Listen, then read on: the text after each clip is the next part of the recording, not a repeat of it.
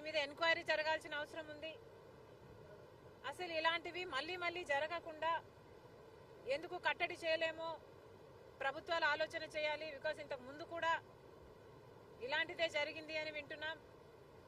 ఈసారి అయితే వచ్చిన ఫోర్స్కి బీమ్స్ కూడా దెబ్బతిన్నాయి. ఇది సామాన్యమైన దెబ్బ కాదు. ఇంత హిస్టారికల్ బ్యారేజ్, ప్రకాశం బ్యారేజ్కే ఇంత పెద్ద దెబ్బ తగిలింది అంటే దీన్ని చాలా సీరియస్ గా తీసుకోవాల్సిన అవసరం ఉంది. కఠినంగా శిక్షించకపోతే, పెనాల్టీ పెద్దగా లేకపోతే మళ్ళీ మళ్ళీ జరిగే అవకాశం ఉంది. కాబట్టి ఇది చాలా సీరియస్ గా తీసుకోవాల్సిన అవసరం ఉంది. అంతేకాకుండా యాజ్ సూన్ యాజ్ పాసిబుల్ మరమ్మతులు కూడా చేయాల్సిన అవసరం ఉంది.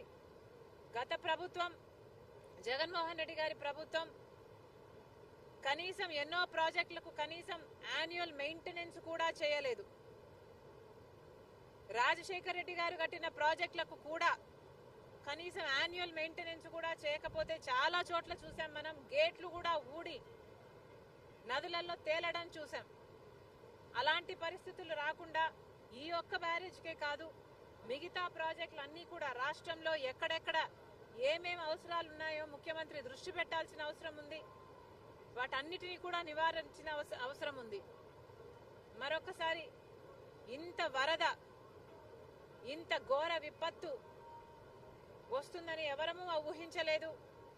కానీ రెయినీ సీజన్ అంటేనే రెయిన్స్ వచ్చే సీజన్ కాబట్టి వీలైనంత వరకు ప్రికాషనరీగా ముందుకు ముందే ప్రభుత్వాలు, అధికారులు ఆలోచన చేసి డ్యామేజ్ కంట్రోల్ మోడ్లోనే రెయినీ సీజన్ మొదలు నుంచి ఉండాలని కాంగ్రెస్ పార్టీ కోరుతుంది.